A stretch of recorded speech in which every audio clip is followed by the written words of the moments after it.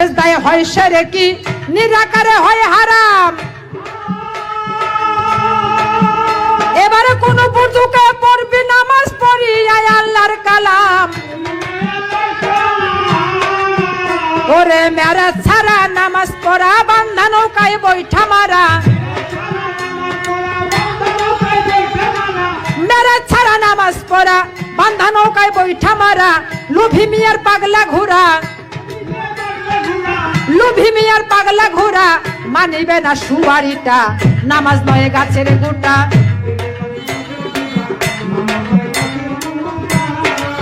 নামাজ নয় গাছের গোটা। বেঁধে পারবি বাঁশের কুটা, নামাজ নয় গাছের গু। নামাজ নামাজ নামাজ নামকে যে মাসতে না জানে নামাজ পড়া সে কেমনে, সে কখনো নামাজ পড়তে জানে না। আমরা মুর্শিদ কাবায় হজ করি, এবার তোমার কাছে ব্যক্ত করি। এবার তিনটা কোণার কথা বললাম, শুনেন আপনারাই। আমার বাবা, আমার মা, আমার মুর্শিদ, এই তিনটা কোণা না? আরেক কথা বলতে চাই, 18 যে মুকাম, 4টা হয়েছে মা, 4টা হয়েছে বাবা, আর 10টা হয়েছে আল্লাহর। তাহলে 18 মুকামে 3টা কোণা হইল না? এবার হিসাব করবেন আপনারাই। আমরা মুর্শিদ কাবায় হজ করি, তোমার কাছে বলবার জন্য চাই। এখন যারা হজ করতে গেছেন, যারা যারা হিজরাতুল আসওয়াক পাথরে চুমা খাইছেন তারা এখন হিজরাতুল আসওয়াক পাথর এই দেহের মধ্যে কোন জায়গায় আছে এবার খুঁজা নাও বলি তোমার কাছে। দাদা ও অন্তরে মুড়ি দি পড়ে নাই, ওরা এগুলা কথা শোনায় লাভ আছে? ওর কাছে এগুলা কথা কওয়ার মানে বামনের কাছে মন্ত্র পড়া এক কথাই। হ্যাঁ, আমি বলি তোমার ঠাই, তোমার কাছে এই সমস্ত কথা বলা দরকার নাই।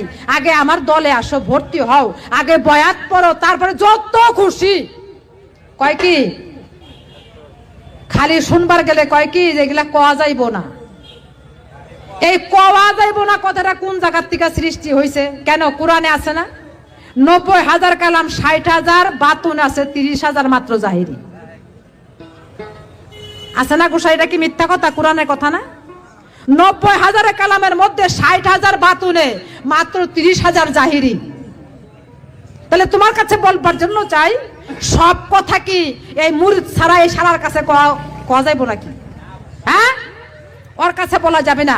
যে পর্যন্ত আমাদের দলে না আসবো, যে পর্যন্ত দলে ভর্তি না হব, এই পর্যন্ত এই সমস্ত কথা ওর কাছে বলা যাবে না। আরেকটা কথা জিজ্ঞাসা করে গেছে, ভক্ত এবং পীর দুইজন মিলে একটা ফল বলে হয়, সেই ফল গুরুয়ে খাইলে, ভক্তে তারপরে খাইলে পরে তার মরণ নাকি বারণ হইয়া যায়। সেই ফলটা কি? বাপরে বাপ, পরে এই ফলের কথা কইবার কন নাকি? হ্যাঁ, অসম্ভব।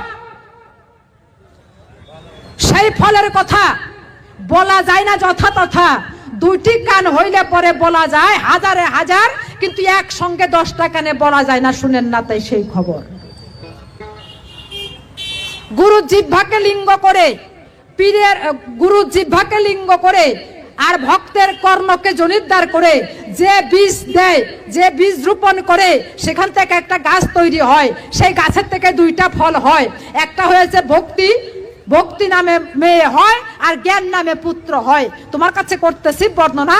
এই 2টি সন্তান যখন জন্ম নিবে, ওদের পর্ষণে সেখান থেকে একটি ভক্তি ফলের উৎপাদন হইবে। সেই ভক্তি ফল যখন ভক্ত এবং পীর খায়, ওই ভক্তি ফল খাওয়ার সঙ্গে সঙ্গেই পীর এবং ভক্তরা উভয়ে স্বর্গবাসে তখন চলে যায়। তাহলে বললাম তোমার কাছে, এই তোমার প্রশ্ন ছিল, জবাব এখন হইয়া গেল।